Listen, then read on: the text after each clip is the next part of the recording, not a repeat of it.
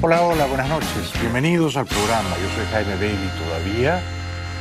Hoy es jueves 21 de mayo. Estamos saliendo en vivo desde Miami para todo el mundo. Muchas gracias por vernos. Hoy ha sido un día bueno aquí en Estados Unidos, dentro de las circunstancias, ¿no?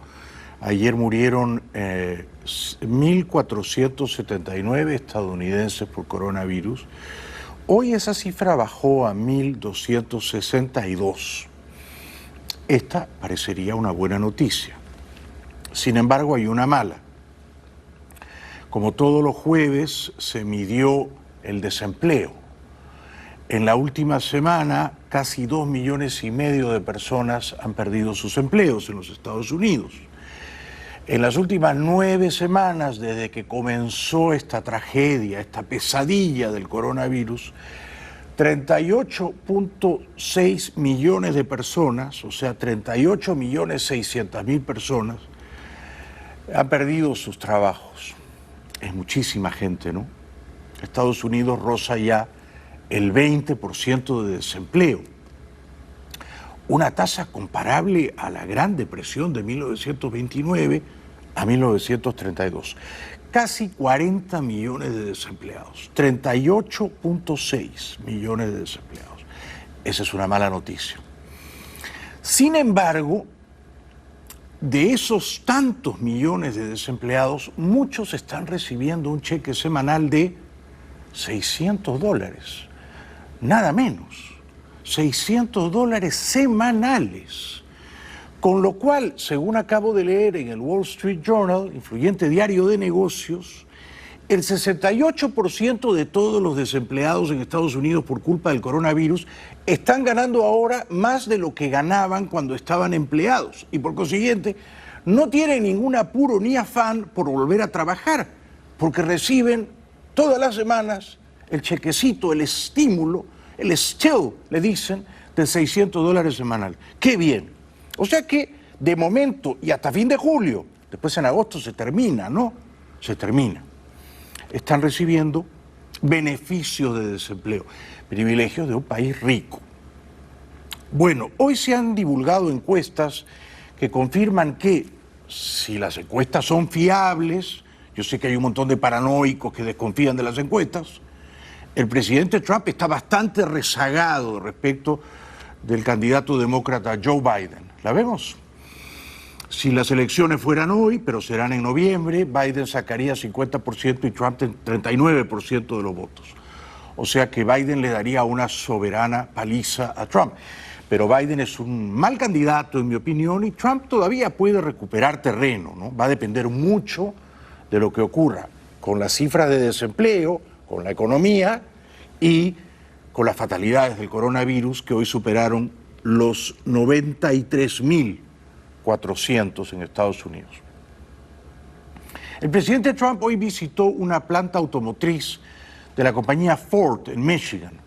Le pidieron, le rogaron que se pusiera una mascarilla, no lo hizo, no lo quiso hacer y la prensa le preguntó por qué era tan testarudo. A lot of interest about whether you would end up wearing a mask today.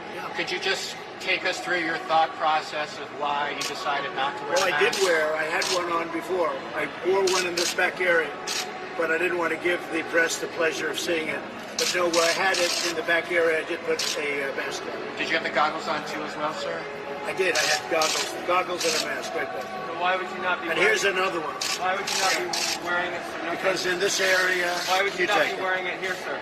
Not necessary here. Well, everybody's been tested, and I've been tested. In fact, I was tested this morning. Entre tanto, el presidente Trump, que bien haría en usar mascarillas, ¿no? Daría un buen ejemplo. Ha tenido declaraciones erráticas y hasta contradictorias respecto de su ex asesor de seguridad nacional, Michael Flynn, que fue destituido, que fue encarcelado, que fue liberado y ya no se sabe bien si Trump cree que Flynn mintió o no. Flynn is a fine person, and I asked for his resignation. He respectfully gave it. We fired him because he said something to the vice president that was not so. Hillary Clinton lied many times to the FBI. Nothing happened to her.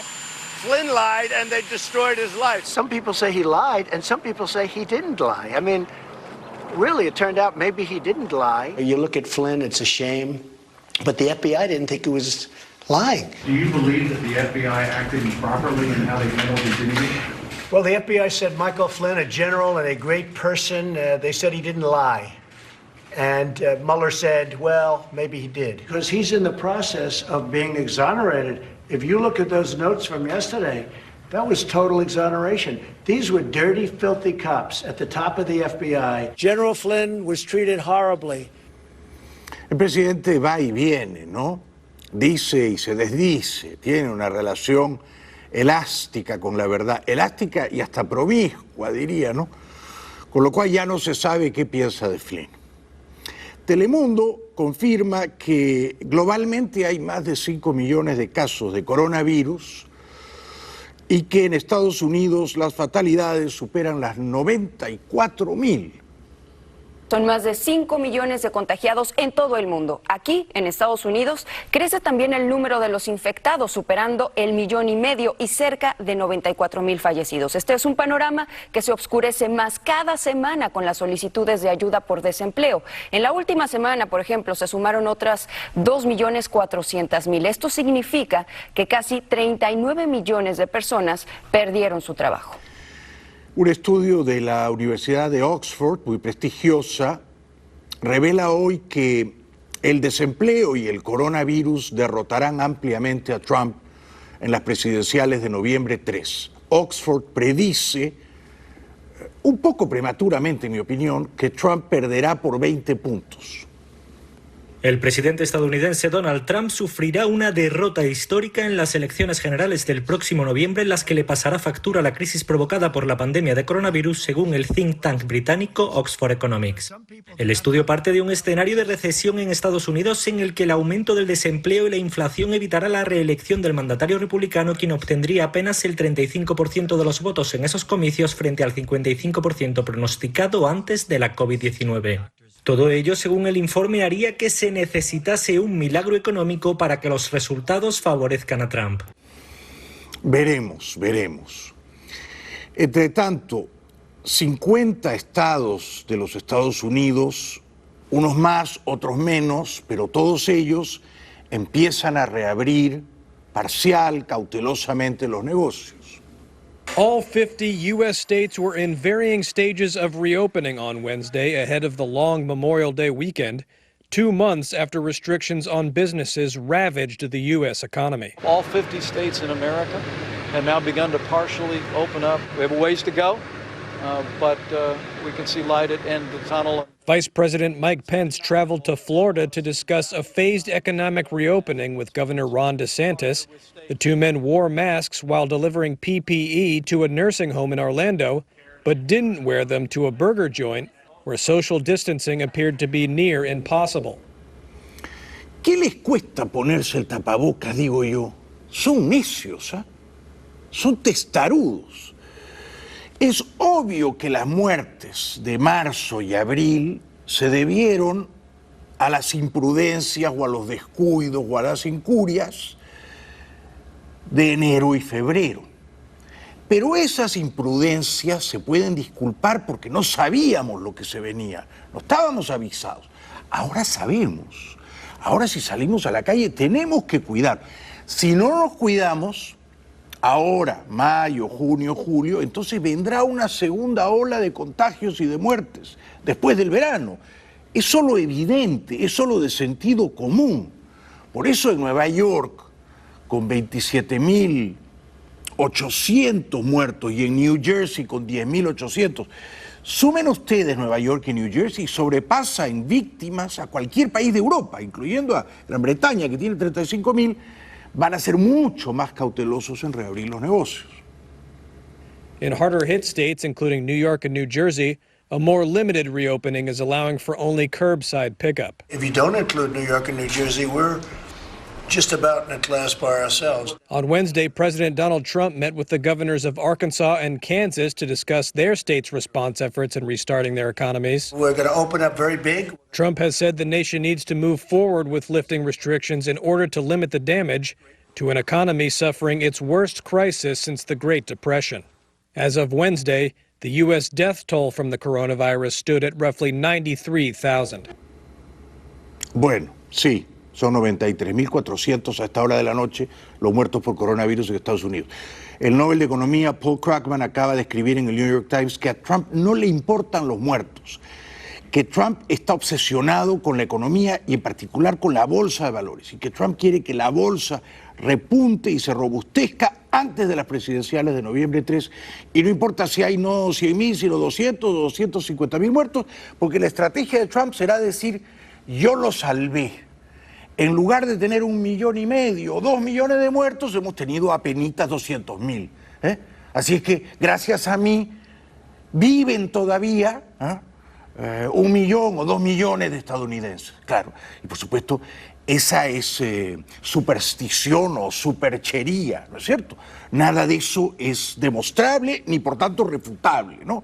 Pertenece al pantanoso terreno de la ficción, de la conjetura, de las especulaciones. Bueno, los chinos están furiosos con Trump y con Pompeo, con este último porque dijo que China era un régimen brutal, un adjetivo que no usaba nunca para aludir a los mandarines de la China comunista. Ahora ellos dicen que Pompeo está en bancarrota moral y que es un mentiroso compulsivo. War of words between China and the United States escalated on Thursday, with China's Foreign Ministry spokesman saying US Secretary of State Mike Pompeo had bankrupted his credibility to the world with numerous lies. Once again, Mr. Pompeo made irresponsible remarks, and he has played to perfection the part of an extremely irresponsible politician. But his numerous lies have bankrupted his credibility in the world. Bueno, entre tanto, un estadounidense de origen hispano llamado Carlos Amador estuvo 1 mes y medio en coma por el coronavirus, por supuesto, ¿no? Y gracias a su hija, que al parecer insistió mucho en que le inyectaran plasma, de pronto se recuperó y sobrevivió y nos lo cuenta. Luego de 1 mes y medio conectado a un respirador artificial, Carlos Amador por fin despierta de un coma tras contraer el COVID-19. Me salvaron la vida cuando estaba bien fea la cosa. Y quiero agradecerle de todo corazón. Hoy sus seres queridos celebran haberle ganado la batalla a la pandemia que lo puso al borde de la muerte. Pero días atrás, mientras los médicos trataban todo, sin tener éxito, su hija Nicole Amador luchaba para conseguir un tratamiento de plasma que sería su única salvación. Notable la hija, ¿no? Notable. Las aerolíneas anuncian nuevas reglas. Ahora mismo en vuelos domésticos dentro de los Estados Unidos, un avión que solía llevar en promedio 140 o 150 pasajeros está llevando entre 20 y 30. Y por supuesto se han suprimido o eliminado muchísimos vuelos, ¿no? ¿Cómo van a ser las nuevas reglas? A ver, les cuento lo que he leído, ¿no? Primero, a la hora de abordar ya no van a entrar en primer lugar los privilegiados de la clase ejecutiva. Eso se acabó. Entran primero los que están más al fondo. Y así de a poquito. Van entrando cada 8, cada 10, para evitar aglomeraciones, ¿no? Poquito a poquito. Por lo tanto, el proceso de abordar el vuelo va a durar mucho más, porque van entrando así pequeños pelotones, puñados de viajeros. Al final entran los de la clase ejecutiva. Bueno, eso, 1. 2, todo el mundo con mascarillas, todo el vuelo. Y usted dirá, ¿y cuando traen la comida? No, no traen la comida. ¿Y cuando traen las bebidas? Un vino, una cerveza. No, no traen las bebidas. No van a servir comidas ni bebidas. Yo no sé quién va a querer viajar. Y esto último me pareció increíble. ¿Usted quiere ir al baño? ¿Se levanta y va al baño? No, no es así. Usted levanta la mano, como en el colegio. Usted levanta la mano y pide permiso para ir al baño. La azafata le dice sí o no según si el baño está ocupado, para evitar que, digamos, en la puerta del baño se genere también una aglomeración. O sea que va a ser todo perfectamente odioso e irritante. Las aerolíneas dicen que en la clase turista no van a ocupar el asiento de en medio, pero estoy seguro de que al final lo van a ocupar también, ¿no? Habrá que ver si los clientes, los pasajeros, quiero decir, los consumidores, van a correr el riesgo de subirse a un avión, ¿no? Any air traveller knows the drill. But pre-flight safety demonstrations now come with an added accessory, face masks. And as flying resumes, budget airlines say such coverings will be mandatory for passengers too. Planes will also face extra cleaning. There will be no food service and onboard movement will be limited. With southern Europe slowly opening up again, it's hoped such measures will revive holiday travel. But that could be complicated by some countries' plans to quarantine arrivals for 14 days. Además, cuando llegue el vuelo, y supongo que todos estamos muertos de hambre, ¿eh? Ahora la gente va a ser, por supuesto, autorizada a llevar sus comiditas, ¿no? Habrá que subir al avión con sanguchitos o, en fin, vituallas. Sobre todo si el vuelo es largo, ¿no? Por cierto, van a permitir también que los pasajeros suban con alcohol y jabón líquido, ¿no? El gel que está tan de moda, bueno, para lavarse las manos todo el tiempo que quieran. Pero una vez que llegue el vuelo, no es como ahora o antes, que todo el mundo se pone de pie y ya estamos todos impacientes por salir y todo el mundo empuja y por supuesto los que van adelante en primera salen antes. No, ya no va a ser así, nadie se puede levantar, todos sentaditos. Y la azafata dice, ahora se levanta la fila última o la fila esta. Y entonces van saliendo de 3 en 3 o de 6 en 6 o de 8 en 8. O sea que va a demorar una eternidad abordar el avión y luego bajar de él, ¿no? Hablan azafatas y tripulantes que no pueden creer que ha pasado tanto tiempo, 9 semanas, y no están volando. The government started issuing the shelter-in-place orders. Travel just stopped. There was not enough flying for everyone, and it happened in the blink of an eye. It's very frightening to see, an industry that you work for in such trouble. To not know what's going to happen with your life in a few months is really, really tough. I went from a full schedule in April to literally no flying. I was flying about 100 hours a month. I think in March I was home like 5 nights out of the entire month. Bueno, yo que soy un viajero de toda la vida, viajero frecuente, un viajero hasta compulsivo, durante años viajaba todos los fines de semana entre Miami, Lima y Buenos Aires. La verdad es que me lo voy a pensar 2 veces antes de subirme a un avión en estos tiempos y con tantas odiosas restricciones, ¿no? Son tantas y tan odiosas las restricciones que yo creo que ponen en entredicho el placer de viajar, ¿no? Luego llegas a un aeropuerto y sabe Dios, te tomarán temperaturas, te tomarán controles del coronavirus y te someterán a cuarentena. No tiene sentido. Para mí no tiene sentido. Mientras no exista la vacuna o un tratamiento antiviral seguro, yo creo que es mejor quedarse en casa o hacer viajes en auto, ¿no? Pero subirse a un avión, a menos que sea realmente urgente e indispensable, ¿no? Pero me parece que con las nuevas reglas viajar en avión va a ser, de momento, una incomodidad no menor, aún si tienes la suerte de viajar adelante, ¿no? Va a ser una incomodidad no menor. Vamos a la publicidad y regresamos enseguida con coronavirus en Venezuela, en Perú, pero sobre todo con 2 informes muy interesantes sobre Venezuela. Uno, el potencial conflicto que hay con esos 4 barcos iraníes que llevan gasolina a Venezuela y que Estados Unidos ha dicho que no van a pasar.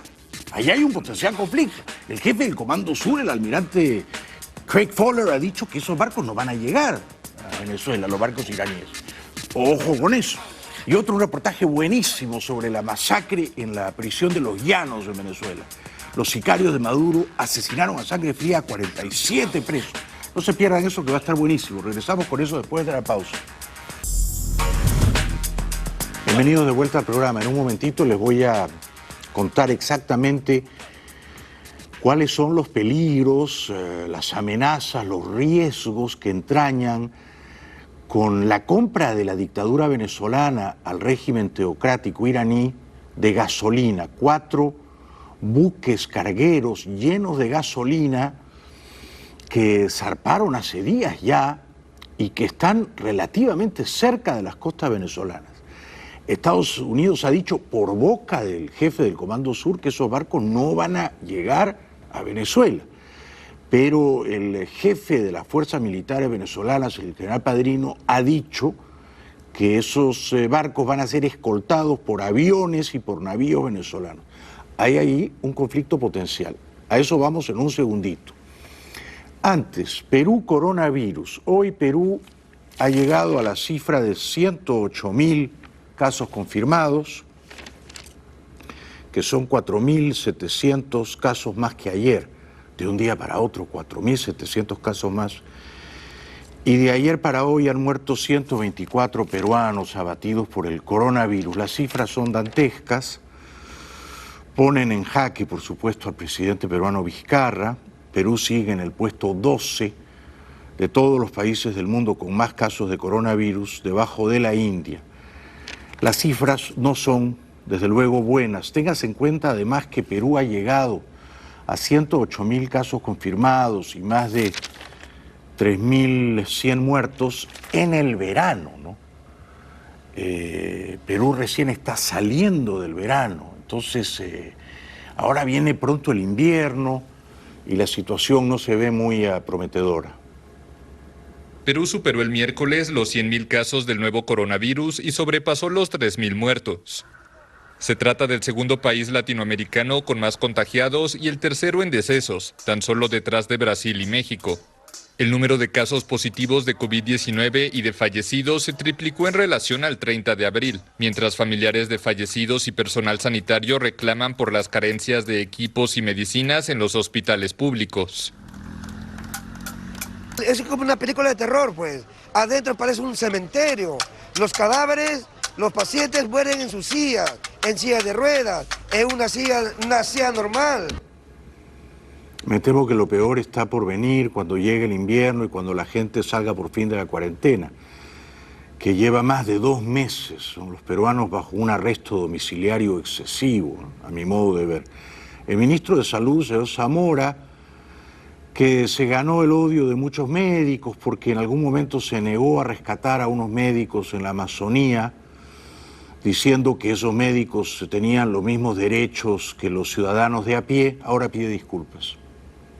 Muy profundamente que una frase mal dicha y peor interpretada haya herido tan profundamente la sensibilidad de mis colegas, mis hermanos, mis amigos, y por supuesto que siento y me disculpo por esa situación.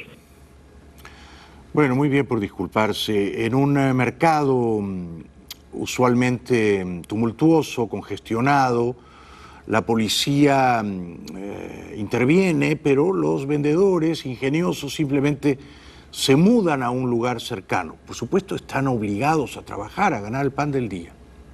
Aquí está ubicada también la glorieta.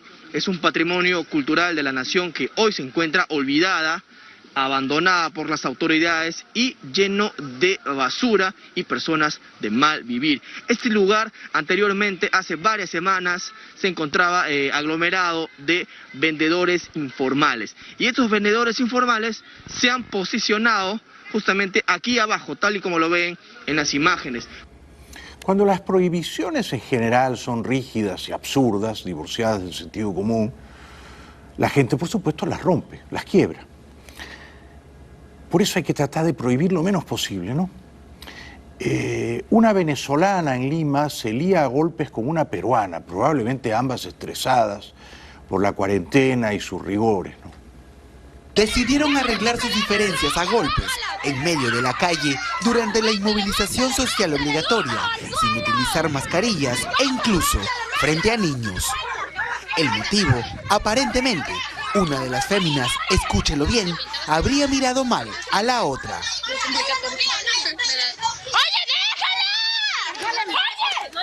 Estas mujeres no repararon en increparse de todo frente a frente. Tras los insultos llegaron los golpes, armándose una contienda internacional, pues una es peruana y la otra venezolana. Una contienda internacional, dice Pícaro, el reportero. Cualquiera de esas féminas exaltadas me pondría nocaut a mí, sin ninguna dificultad. En el norte del Perú, un anciano de 97 años tuvo coronavirus y se recupera. Vamos a conocer a este señor de 97 años de la provincia de Chulucanas, que se recuperó de los síntomas del COVID-19 y fue dado de alta pues por el personal de salud del hospital de esta provincia. Antes de que el paciente se retirara del nosocomio, el personal de salud decidió pues tomarse una fotografía con él y así inmortalizar el momento. De esta manera, el adulto mayor se suma a la estadística de más de 1.740 pacientes que han sido ya dados de alta. Bueno, larga vida para usted, querido amigo. En Bolivia, el ministro de Salud, premonitoriamente apellidado Navaja, como Pedro Navaja, este Navaja tenía filo y ordenó la compra a España de un montón de respiradores o ventiladores mecánicos. Costaban $7.000, pero Navaja dijo, mejor paguemos 28.000 y yo me quedo con 21.000. Lo denunciaron, lo pillaron y ahora lo han capturado. Destitución fulminante y arresto policial del ministro boliviano de Salud, Marcelo Navajas. Apenas llevaba un mes y medio en el cargo y es el protagonista del mayor escándalo de corrupción que ha salpicado al gobierno interino de Yanine Áñez. El sobreprecio pagado por la compra de 170 respiradores para tratar a enfermos de la pandemia de la COVID-19. El gobierno boliviano pagó por unidad casi $28.000, una cantidad que prácticamente triplica su precio real. La diferencia se quedó en un oscuro camino que la declaración de Navajas debería esclarecer. Estoy sacando la cuenta de lo que se metió en el bolsillo este ladronzuelo de Navajas. $3.400.000. Robándole al pueblo, a los enfermos de coronavirus. Hay que ser desalmado, ¿no? Hay que ser miserable para decir, bueno, la gente se está muriendo, hay que comprar respiradores, aquí aprovecho y me gano $3.400.000. Habla consternada, pidiendo disculpas, la presidenta boliviana Áñez. Originalmente era presidenta interina, transitoria, pero me parece que le ha gustado el cargo y ya no tiene apuro en irse. A través de Twitter, la presidenta interina ha prometido una investigación a fondo, caiga quien caiga. Hoy me siento muy indignada y molesta por la posible corrupción en la compra de los respiradores españoles. ¿Cómo es posible que alguien intente robarle a los bolivianos en pleno sacrificio como el que estamos viviendo? Bueno, ella se equivocó, no tuvo buen juicio al elegir a ese colaborador. El dictador venezolano Maduro, el cenutrio de Maduro, hace minutos nada más se descolgó en la televisión amordazada venezolana y contó una muy improbable conversación con su nieto, hablando a ambos de Trump. Él me preguntaba en estos días, uno de mis nietos, chiquitico él, porque ve las noticias, pues, abuelo, ¿y qué es lo que quiere Trump con Venezuela?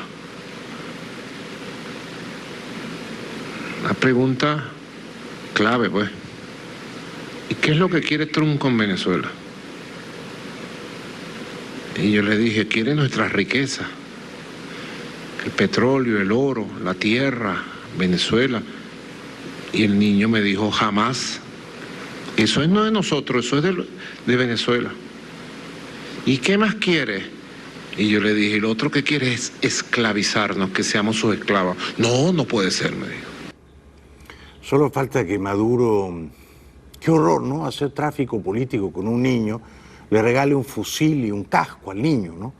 Un horror. En Venezuela esperan desesperadamente la llegada de 4 navíos iraníes llenos todos ellos de gasolina.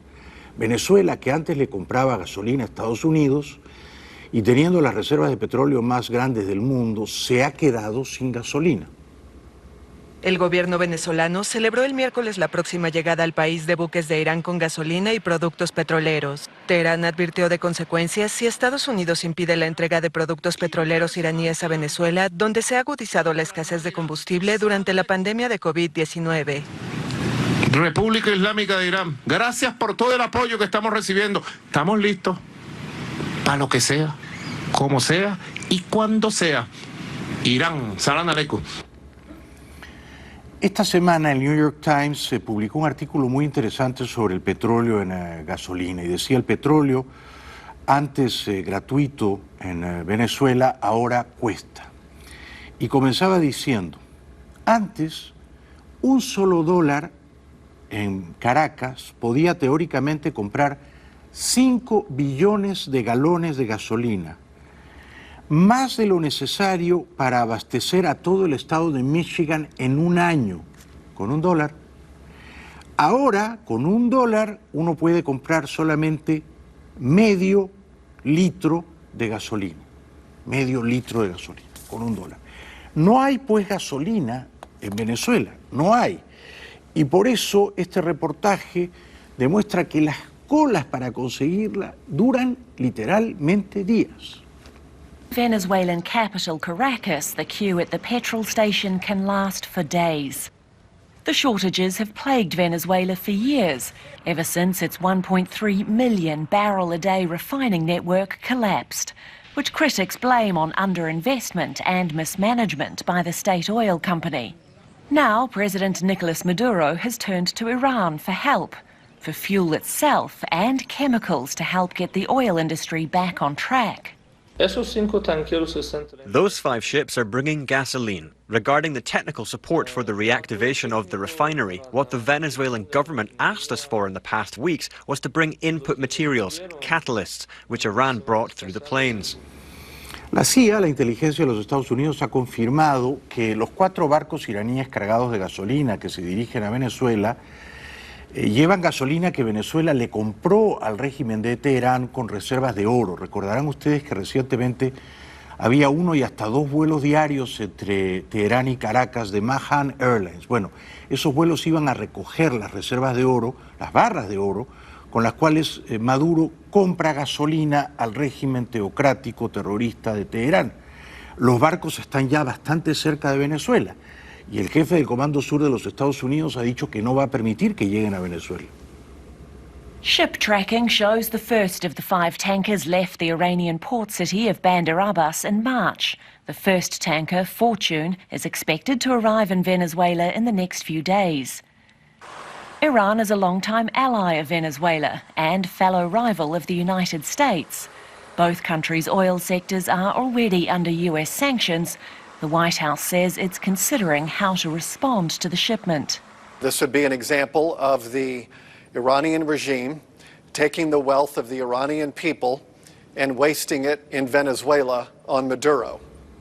¿Ordenará el presidente Trump una intervención militar relámpago sobre esos barcos iraníes? No es un tema menor. Entraría en un conflicto directo no tanto con Venezuela, sino con Irán. Y el Medio Oriente se convertiría en un polvorín. Vamos a ver si Trump toma o no la decisión. La han anunciado. Vamos a ver si la ejecutan. Porque desde el lado venezolano, el fantoche de Padrino dice que ya cuando estén un poco más cerca, los 4 barcos iraníes van a ser escoltados por aviones y navíos venezolanos. Nosotros ya hemos establecido contacto con el ministro de Defensa iraní. Todos esos buques, cuando entren a nuestra zona económica exclusiva, serán escoltadas por naves, buques y aviones de la Fuerza Armada Nacional Bolivariana para darle la bienvenida y decirle al pueblo iraní gracias, gracias por tanta solidaridad. Vamos brevísimamente a la publicidad. Yo espero que Trump y que el almirante Craig Fowler actúen en coherencia con lo que han advertido o pregonado. Si no lo hacen, su palabra se va a devaluar. Publicidad y regresamos enseguida. Bienvenidos de vuelta al programa. Recientemente hubo una masacre en una cárcel venezolana, en Guanare, la prisión de los Llanos. Los presos estaban hartos de que sus custodios les robaran la comida cuando iban los familiares de los presos, amigos, llevándoles comida de buena calidad. Los custodios se comían la comida, esa comida que llevaban los familiares. Entonces los presos se amotinaron y por orden del gobierno, de la dictadura de Maduro, los masacraron. Mataron como mínimo a 47. NBC News hace un informe estupendo sobre la masacre.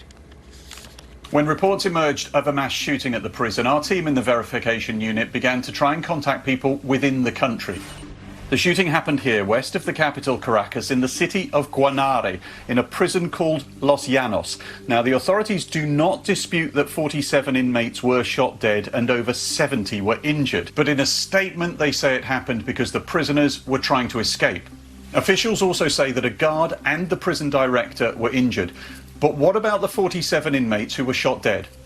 One of the NGOs there sent us the list of the 47 names. We searched through those names, we looked on social media, and we managed to track down 2 relatives of those who died. And they told us another story. El padre de un preso de apenas 26 años, Miguel, estaba preso por robar una moto, dio su testimonio, muy valioso. This is Miguel. He was a 26-year-old inmate. He was imprisoned for stealing a motorcycle, and he was about to be released after a 4-year sentence. We tracked down his father, who, like the other relative that we spoke to, said this wasn't a mass escape. The inmates were protesting about a lack of food.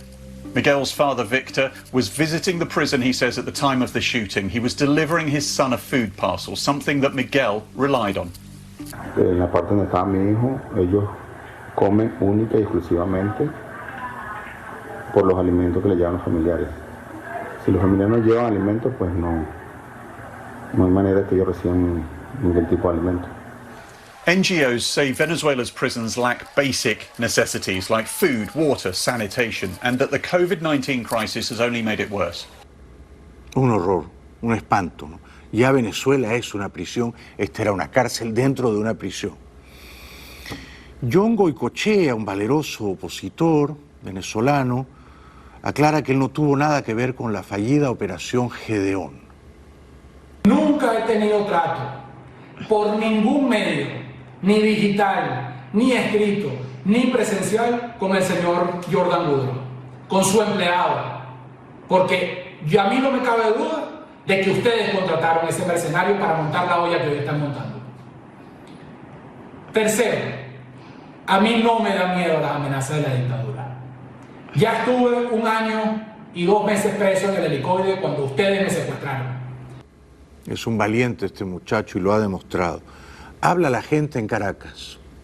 Todo es muy peorado. Toda la calidad de vida de todos los venezolanos es peorado. La educación en el país es la peor del mundo. El virus que le gana el gobierno de Venezuela. Este ha sido el peor virus que el COVID-2000, que el COVID-19. Nada de eso le gana a este gobierno. Este gobierno acabó con la gasolina, con la industria petrolera, acabó con la industria siderúrgica. Yo llegué aquí el año 57, en el mes de agosto. Tenía yo 22 años. Tengo 85 años. ¿Y cómo era Venezuela? Carajo, una maravilla. Qué mala suerte tuvo este señor, ¿no? Era un paraíso Venezuela. Largas colas para todo en Táchira. Que no es rápido. Fíjese toda la gente que hay. Aquí estaremos como 1 hora o más, como 1 hora y media.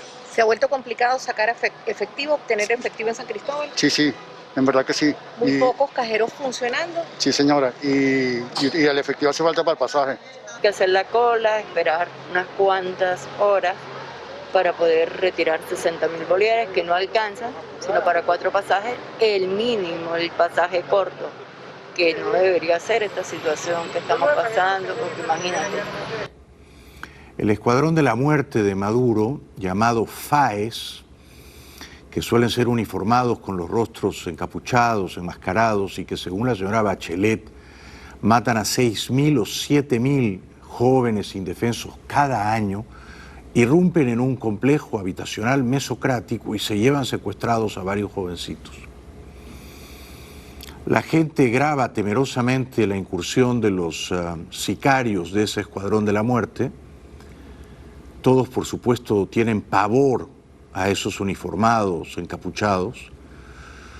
Nadie sabe bien a quiénes se llevan o con qué cargos se llevan a los arrestados, pero muy a menudo no regresan nunca. Son asesinados a sangre fría. Una pausa y regresamos enseguida con el coronavirus en Europa.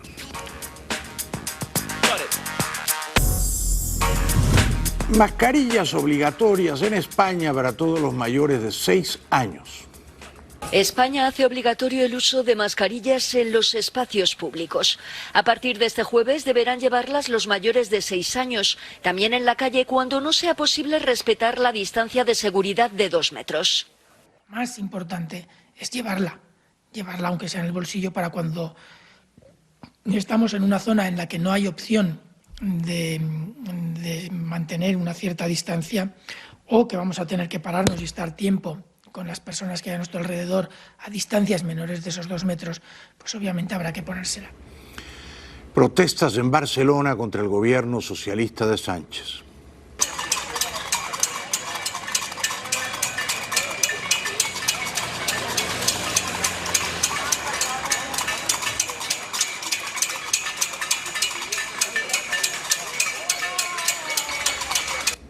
Más protestas contra Pedro Sánchez, ahora en Madrid.